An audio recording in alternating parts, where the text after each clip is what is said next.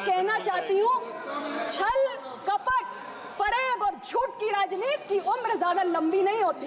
जब आपके हाथों में ये शक्ति थी तब आपने कभी नहीं सोचा पिछड़े, वंचित, दलित उनकी गिनती हो, इसका ख्याल आपको कभी नहीं आया। ये तंत्र की कार्यशैली को इंगित करता है और इस व्यवस्था में सुधार तब होता है जब प्रधानमंत्री नरेंद्र मोदी के नेतृत्व वाली सरकार आती है और डीबीटी के माध्यम से सरकारी खजाने से निकलने वाली पाई पाई देश के नागरिक के खाते में पहुंचती है। अध्यक्ष महोदय, संविधान वही था, तंत्र अलग था। तंत्र की कार्यशैली का क्या प्रभाव इस देश के सामान्य मानवी के जीवन पे हो सकता है, ये एक उदाहरण के जरिए मैं समझाने की कोशिश कर रही हूँ। और मैं अपने कांग्रेस के साथियों को कहना चाहती हूँ कि अगर नीयत साफ हो और इरादा स्पष्ट हो और तो तंत्र अपनी पूरी शक्ति के साथ इस देश के सामान्य वोटर के जीवन में परिवर्तन कर सकता है। और ये तंत्र ही है दशकों तक भारत की जिस जनता को आपने, भारत के जिस गरीब जनता को आपने एक मकान नहीं दे पाया, एक बैंक का खाता नहीं दे पाया, 10 सालों के अंदर देश के ऐसे करोड़ों गरीब नागरिकों को हमारी सरकार ने मकान बनाकर दिया, शौचालय बनाकर दिया, बैंक का खाता दिया, गैस का कनेक्शन दिया, 5 लाख का स्वास्थ्य बीमा दिया और पीने के लिए शुद्ध पेयजल भी दिया। ये दिखाता है कि अगर नीयत साफ हो, इरादे दुरुस्त हो, तो देश की जनता के जीवन में क्या बदलाव हो सकता है। आप तो गरीबी हटाओ का नारा देते रहे दशकों तक, लेकिन हमने सही मायने में 25 करोड़ लोगों को गरीबी से बाहर निकालने का काम किया है। अध्यक्ष महोदय, आज दुनिया में भारत की प्रतिष्ठा बढ़ी है। भारत की अर्थव्यवस्था तीसरे नंबर पे, 5वें नंबर पे पहुंच गई और हम इसे तीसरे नंबर पे ले जाना चाहते हैं। और एक उभरती हुई शक्ति के रूप में हमारे विपक्ष के साथी भले ही भारत की ताकत को ना देख पाए, लेकिन आज दुनिया इसकी सराहना कर रही है। और मैं इतना ही कहना चाहती हूँ कि जहाँ चाह है वहाँ राह है। जिस तंत्र ने करना चाहा उसने देश की जनता का कल्याण कर दिया। और हमारी कांग्रेस पार्टी जो संविधान की प्रतियां आजकल हाथ में लेकर चलती है, उस पार्टी ने इस संविधान के प्रति कितनी आस्था रखी है ये इसी बात से स्पष्ट हो जाता है कि 84 बार आपने अनुच्छेद 356 का प्रयोग करके चुनी हुई सरकारें इस देश के इस लोकतंत्र के इतिहास में गिराने का काम किया। और इस कृत्य के लिए कभी आपने राष्ट्रपति जी की आलोचना झेली तो कभी न्यायपालिका की। आपके लिए संविधान क्या है ये आप बेहतर जानते हैं, लेकिन हमारे लिए संविधान पवित्र ग्रंथ है, हमारे लिए संविधान गीता है। यह सच है कि सरकारों को संविधान में संशोधन करने का अधिकार है। आपने भी किए, हमने भी किए। संशोधन किए, कितने किए ये महत्वपूर्ण नहीं है, किस उद्देश्य से किए, किस भावना से किए ये महत्वपूर्ण है। हमारी सरकार ने जब संशोधन किए तो कभी पिछड़ा वर्ग आयोग को संवैधानिक दर्जा देने के लिए किए, कभी SC/ST समाज के हितों को संरक्षित करने के लिए किए, तो कभी इस देश की नारी शक्ति को इस संसद में पहुंचाने के लिए किए। हमारी सरकार ने संविधान में संशोधन लाने का काम किया तो सामाजिक न्याय को सुनिश्चित करने के लिए किया, लेकिन आपने जब संविधान में संशोधन किए तो कभी तलाकशुदा मुस्लिम महिलाओं को गुजारा भत्ता से वंचित करने के लिए किए, तो कभी मीडिया या न्यायपालिका के अधिकारों को नियंत्रित करने के लिए किए। और इसलिए जब भी आपने संविधान में संशोधन किया हर बार विवाद हुआ, क्योंकि आप देश पर अपनी गलत नीतियां थोपना चाहते थे।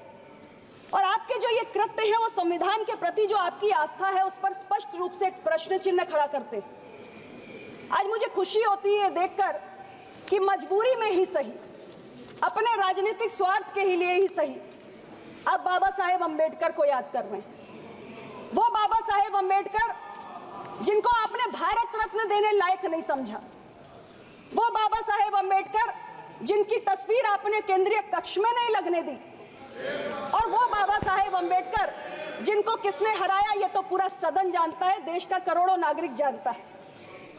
लेकिन हमारी सरकार की बाबा साहेब के प्रति ये आस्था है कि हमने पंचतीर्थ विकसित करके दिखाए अपने 10 वर्ष के कार्यकाल में। आज आपके अंदर जो बाबा साहब का नाम लेने की बेचैनी है वो सिर्फ इसलिए है क्योंकि आप उस तरफ से इस तरफ आने के लिए व्याकुल हैं। सभापति महोदय, मेरे विपक्ष के बहुत सारे साथियों ने जातीय जनगणना का मुद्दा उठाया। यह सत्य है कि जब सरकार के पास प्रामाणिक आंकड़े होंगे तो हाशिए पर पड़ी हुई जातियों पर केंद्रित योजनाएं, नीतियां और कार्यक्रम बनाने में मददगार साबित होंगे। लेकिन जब मेरे कांग्रेस पार्टी के साथी और समाजवादी पार्टी के साथी जातीय जनगणना का विषय उठाते हैं तो मुझे बड़ा अचरज होता है। हमारे एनडीए का एक अहम घटक है जदयू। उनकी सरकार के समय में उन्होंने बिहार में, उनकी नीयत साफ थी, वो कराना चाहते थे, उन्होंने जनगणना करा दी। लेकिन ये मेरी समझ से परे है कि समाजवादी पार्टी के साथी यहाँ बैठे हुए थे, आपने तो 4-4 बार उत्तर प्रदेश में सत्ता संभाली। अगर आप जातीय जनगणना के इतने बड़े पक्षधर हैं तो उत्तर प्रदेश में आपने जातीय जनगणना क्यों नहीं कराई?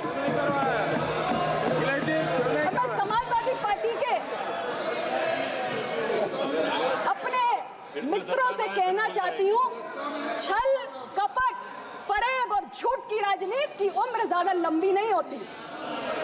फिर सत्ता में आएगा तो फिर बोल जाएंगे। और कांग्रेस पार्टी की भी सरकार थी, यूपीए की सरकार थी, आप तो सहयोगी थे और आपने तो 5-5 दशक तक इस देश में राज किया। आज आपको कास्ट सेंसस की याद आ रही है? जब आप कर सकते थे तब आपको याद क्यों नहीं है? अब समाप्त कीजिए। जब आपके हाथों में ये शक्ति थी तब आपने कभी नहीं सोचा पिछड़े, वंचित, दलित उनकी गिनती हो, इसका ख्याल आपको कभी नहीं आया।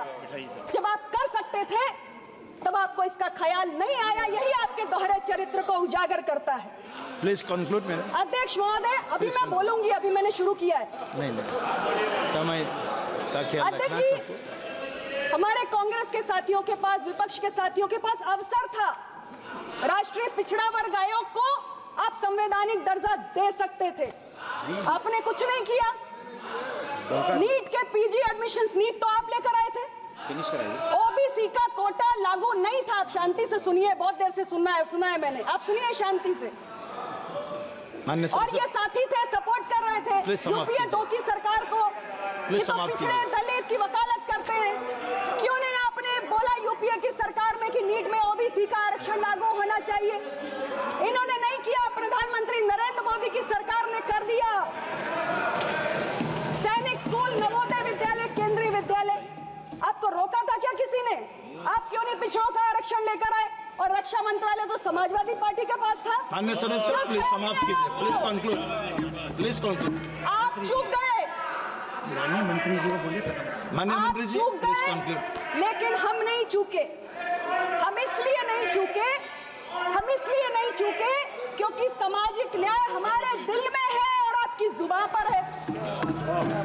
और जो दिल में होता है वो पूरा होता है, जो जुबान पर होता है वो पूरा नहीं होता, इसलिए पूरा नहीं हुआ। अभी भी नहीं होगा। कल मैंने सुना था कांग्रेस पार्टी, नहीं अभी बोलूंगी मैं। नहीं प्लीज। कांग्रेस पार्टी की नेता प्रियंका जी ने कहा, नहीं सुनिए ना, महत्वपूर्ण बात है। 1 मिनट में खत्म कीजिए। प्रियंका जी ने कहा कि मोदी जी की सरकार को पर्याप्त नंबर नहीं मिले इसलिए आरक्षण खत्म नहीं कर पाए। लेकिन मैं ये जानना चाहती हूँ कि अमेरिका में जाकर राहुल जी बोलते हैं आरक्षण खत्म करने के बाद, उसका कारण क्या है? ये भी तो बताना चाहिए। और अध्यक्ष जी, लैटरल एंट्री का विषय भी उठाया, बहुत सारे साथियों ने उठाया। लेकिन ये जरूरी है कि हम ये जाने, देश ये जाने कि आखिर लैटरल एंट्री किसकी देन है, कौन लेकर आया? ऑनरेबल मेंबर, अध्यक्ष जी, अगर मेरी जानकारी ठीक है, प्लीज कंक्लूड। तो 2005 में यूपीए की सरकार में जब दूसरे प्रशासनिक सुधार आयोग का गठन किया गया और उसके अध्यक्ष सम्माननीय वीरप्पा मोइली जी थे, उस वक्त पहली बार लैटरल एंट्री की व्यवस्था को लागू किया गया। ऑनरेबल मिनिस्टर, तो जब आप लेकर आए हैं, जब आप लेकर आए थे, क्या तब आपने आरक्षण? Thank you. माननीय सदस्यगण,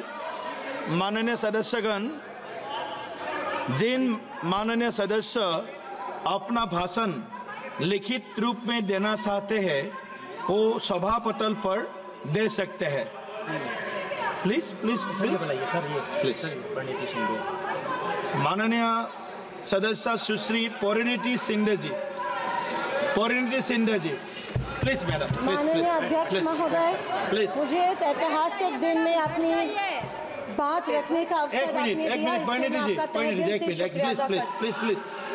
please only 1 minute please conclude in 1 minute please आप 1 माइक minute ऑन करिए सर। ऑन हो ऐसे गया थोड़ी होता है सर, ऑन बात हो पूरी गया नहीं होगी, आप माइक कैसे बंद कर देंगे?